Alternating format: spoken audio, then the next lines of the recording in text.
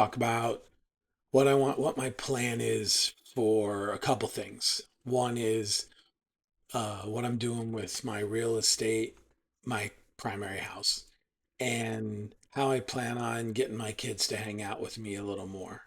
Which always leads me to this weird thought too of people who just leave the country and retire. I don't know. I can't see it. I couldn't see leaving friends, family. Now, granted, if you have nothing and you're in a world of hurt, that's one of the things they always talk about in Jersey. You kind of have a guaranteed retirement plan with your house. If you don't do saving and stuff, you can always sell it and move somewhere else. But I know all my kids are in Jersey. My friends are in Jersey. My family's in Jersey. My wife's family's in Jersey. My brother's actually in Florida, and I don't know. And I'm going to say this really cautiously, so to speak, with sensitivity that it's only money. And I know you have plenty of money. But I'm just saying I would move if I had to, but I'm not going to move just to get some tax benefits or move to Delaware or Texas because there's no state income tax and leave my family and everything else. So, okay. To that end, what I'm going to talk about today is what my plan is for when right now, two of my kids are out of the house, two of my kids are in the house. So what my wife and I always talked about buying something down at the shore because that's one of the cool things about Jersey. We're right near the ocean. And and then I don't know, a few years ago I got kicking around buying a lake house. Now, this isn't buying a lake house in addition to my current house because I've said this before with the planning, the snowbirding. I I don't like taking care of one house, much less two. So this is what wouldn't be an extra house, but I didn't. I was just nervous about living. It's cool to live down by the ocean, but bringing a boat in the ocean kind of scares me. Not exactly a big seafaring guy, anyhow. So, but at one point, what started to really get me going and get me excited was the thought of like owning a lake house. So, I have a lot of friends. We've talked about this before. I have a lot of friends in my neighborhood, even that we hang out with. As a matter of fact, we'll be hanging out with them tomorrow night. So I don't plan on moving out of here for a while. Like I said, none of my kids are married yet. None of them have kids, so I don't see them much anyhow. The ones that have money, they're having fun going on vacations and things like that. So so I don't have a big need now, but a couple things. When my kids move out, I'm gonna have right now I can show you the house actually. Um, I have a 5 bedroom house with a living room and a family room, and right now two of the bedrooms are empty. And in a while, I'm sure the other two will be empty too. I've got the two above. This we built this section above the garage years and years ago, and yeah, that was about it. We did this section, but we've done a bunch of other stuff inside too. But this is our house, and I wanted to come up with a way where one I could get into a somewhat smaller house, but two is how could I figure out a way where I could get my kids to come visit me? Because people always say, when we moved to Florida, oh, my kids will come visit me in Florida. I don't know. Like once kids start having kids and they've got practices to go to and everything, yeah, you may see them a couple times a year. And I don't even want to be on the shore because say my grandkids got a game on Saturday and I don't feel like driving up an hour and a half fighting traffic to come up and see them. So I'm looking for a way to kind of mitigate that, but I'm not going to move for like, I would say the plan is like maybe 7 years. Okay, so let's start with what is my house worth? Because I'm thinking I've always put it as like a lateral where I want to move. The biggest lake in New Jersey is Lake Hopatcong, big lake. You can power boat on it, you can do all sorts of fun stuff. And so I kind of hit this thing where I was like, I could go to Lake Hopatcong and I could get a pontoon boat because I'm not a great boater, so I need to get a really safe boat and I think easy maintenance. So I want an outboard motor. So I started looking at Lake Hopatcong for the last couple of years. I've been just poking around, looking, going to open houses every now and then. And here's what I found. What I found is that I couldn't quite afford what I wanted to. So I both my wife and I, neither one of us have a tolerance to go into a house that needs work again and start over again. So I look my house Zillow. Jang Zillow's a little on the low side. Says like 775 is what my house is worth. Like you can see, it's not this huge extravagant house, but welcome to New Jersey. I guess that's what happens when you get close to the city. So what I wanted to do is show you like an example of house of what I was shooting for, because I look at these all the time. So not all the time, like every couple of weeks I'll look for open houses and stuff on Lake Hopatcong, because not a lot of houses come up on Lake Hopatcong. And the other thing too is they always look bigger than they are. So you'll see here it's 825,000. Let's take a look. The property taxes. I actually went to an open house in this. Like I said, I wouldn't do something for 6 years, but I'm working on how to think through it. So taxes are a little bit high, 14,000. Um, I mean, I know for some people it's like amazingly high, but I already pay like 13,500. So if I'm already paying taxes. So, you'll see it has the garage. There's the lake. You can see the lake behind. The cool thing about this house, it's not real big. It's like it's all one. Here, this is a better picture. It's all one like area here, but it's three little like tiers. So you have the tiers, like I said, not a big house. And the three bedrooms are like one of the bedrooms is really small, which you'll see in a minute here. Um, but it was really neat. You can see the lake from here. It's actually got a place where you can dock a boat. It's got the automatic eave, not whatever that thing's called, the shade that comes out. You can see it's got a lot of cool stuff like outside, really meant for outside hosting. It's got this little eating area. It's got a deck here. You can see it overlooks the lake. And the cool part, this is the cool part. This is it. You walk down, and this is what sits on the lake, and it has a little dock down here. And it's got power down there, so you could have your pontoon boat down there. So this is what I looked at, and I mean I've been looking at a lot of houses, but I can't afford it, right? It's 825, and my house is like 775. So now, granted, 50,000 isn't much. I was actually thinking I'd like a little bigger house than this, but we'd have to see. So that got me thinking, how can I do this? Because I have this delta between my house and the house I want to buy. So what I did was I said, well, let me go into Boldin and model essentially what if I look at that house as an investment, right? So what I'm thinking is, so let's just say I sell the house I'm in and take that money, but then I take another 100,000 from my investments, my Roth or something, or let's just say my IRA, because that's how I'm going to model it.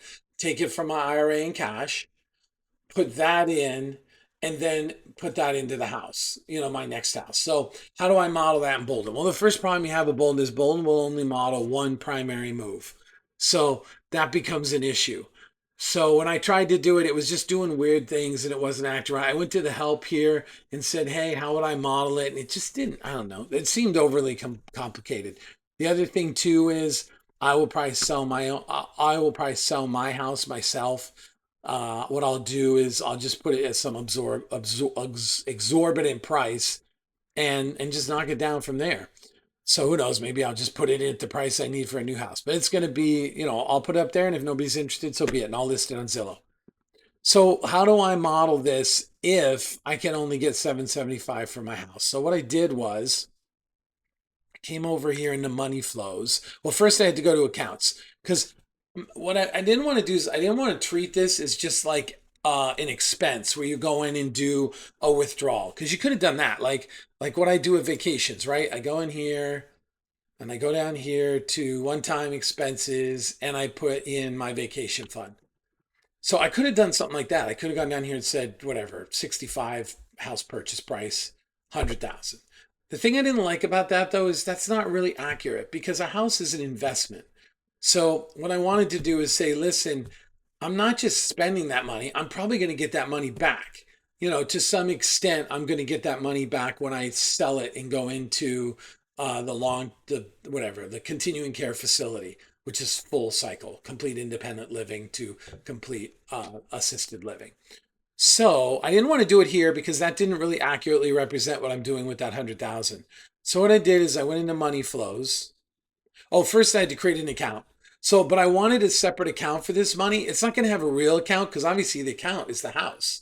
I'm taking out 100,000 and buying 100,000 more worth of a house. So I created an account. Where are you? Here it is. Unrealized investment into upgraded real estate. So what I did is I said, I'm going to put the money in instead of since I can't model a second house sale, what or purchase, what I'm going to do is I'm going to put this into an account. It's like I'm pulling it out and I'm putting it into an investment, which I kind of am. So I think, what did I put the investment on this guy as? Cost rate, dividend yield. Oh, moderately conservative. So I'm assuming a 6% rate. Let's go conservative instead, 5%. So I'm going to assume that between 66 and 77, I'm probably going to get maybe 5% on the house. So the house will increase in value over 5% those 6 years. So what I did was, let's save this real quick, is I did that. I created an account that's going to just track that unrealized investment into my upgraded real estate.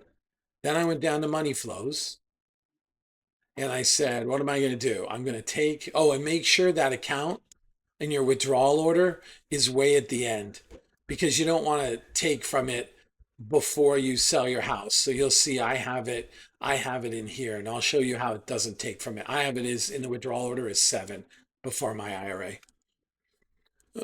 Let's see. Actually, maybe I should switch that order. We'll look in a minute.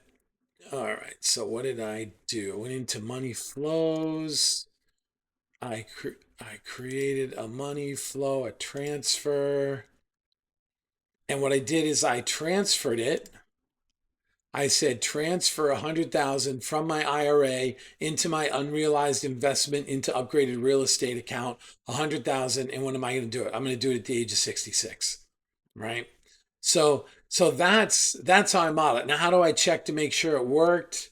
Let's take a look here. There should be a projected savings balance. So you'll see the orange one here is the unrealized. So it's 60 at 66. I put in 100,000. I make 6%. So you'll see it's building, building, building, building until at 7. And I tell it never to take out. So it does start taking it. Oh no, it just keeps building, but that's okay. Like I can take it out if I need it, or if one of my pre-accounts needs, if Boldin needs to get money from somewhere else, it'll pull it in. But so now I know it's working. I know that that account is sitting in there. It's picking up, it's pulling up. It's getting that 6%. So let's just take a look real quick and compare how much does essentially this opportunity cost me. So let's go down here. Let's go to Scenario Manager. And let's compare my base plan to my upgraded, my using investment money to buy a bigger house. Now, granted, since I'm pulling it from my IRA, it's getting taxed, right?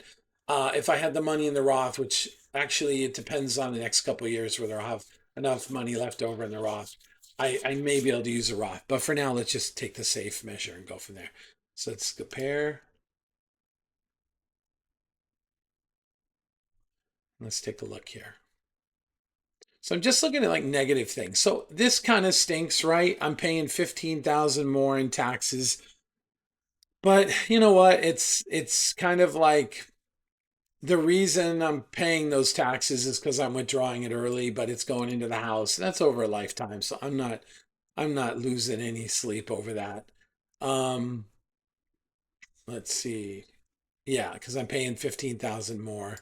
This one on the right is my unrealized investment. Now this is interesting. You'll see my net worth is more at the end. But as you can see, it's not, it's not earth shattering, this change. So I always like to just check savings value at longevity. So you'll see I have more, which you could argue that makes up for the taxes because I'm just giving my kids a break. Um, do, do, do, do, do. Is that end of plan? Actually, is that savings value at longevity? Yeah, that's the end of plan. I don't know why they use fancy words like longevity. They should just say savings value at end of plan. So that's what I'm going to do. I mean, obviously this is a ways away. So I'm not going to be doing this in a couple of years unless things really change. I have all my kids left, and I know one of my neighbors is big on wanting to go to Florida, which is where all good New Jerseyans go. But like I said, I don't know. Everything I have is in New Jersey. All my friends and family and everything.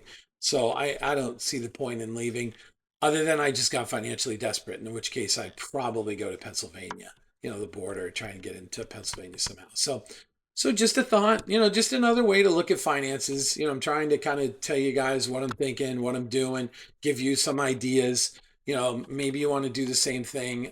For me, it's really, my whole vision of this is, my kids are coming over. I got the pontoon boat down there. My grandkids are coming with them. They go out on the lake. They're pulling a tube, and I'm grilling steaks, waiting for them to come back. They come back. We're all eating steaks on the deck and laughing. So that's kind of my goal, and it's worth it for me to spend some extra money, get some money out of there to kind of create an environment where I can get my grandkids to come see me. So those are my thoughts. Hey, thanks again. Thanks for watching. If you haven't subscribed, subscribe. Um, but I appreciate all you guys. I really hope everyone's planning and starting to think this stuff through. Hopefully this is useful. Give you some ideas of what you can do too. Later.